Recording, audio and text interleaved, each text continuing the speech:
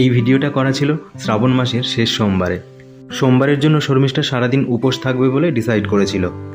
আমি সকালবেলা বাজার থেকে গিয়ে 2 প্যাকেট সাবুদানা কিনে এনেছি, কিন্তু দুধ আর কলা এগুলো দিয়ে সাবুদানা খেতে চায় না শর্মিষ্ঠা।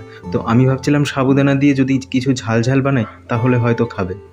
ফ্রিজের মধ্যে 1 টুকরো ক্যাপসিকাম আর একটা গাজরও ছিল, সেগুলো এই রান্নায় ব্যবহার করে ফেলবো। এটা যে সাবুদানার কোন রেসিপি বানাচ্ছি সেটা আমি সঠিক বলতে পারবো না, বলতে পারো সব রেসিপির মিশ্রণ এটা। কারণ আমি ইউটিউব ঘেটে ঘেটে দেখেছি সাবুদানার খিচুড়ি একরকম হয়, সাবুদানার পায়েস একরকম হয়।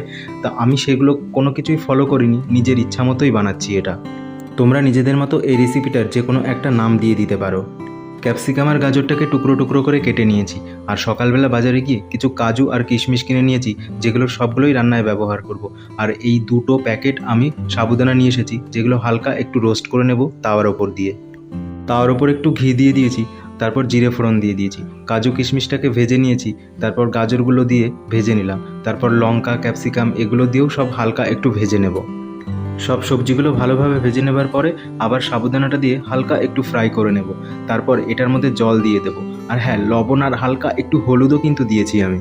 খুব অল্প পরিমাণ চিনি দিয়ে বেশ কিছুক্ষণ ধরে এটাকে ফোটালাম, যতক্ষণ না অবধি সাবুদানাগুলো নরম হয়ে যায়।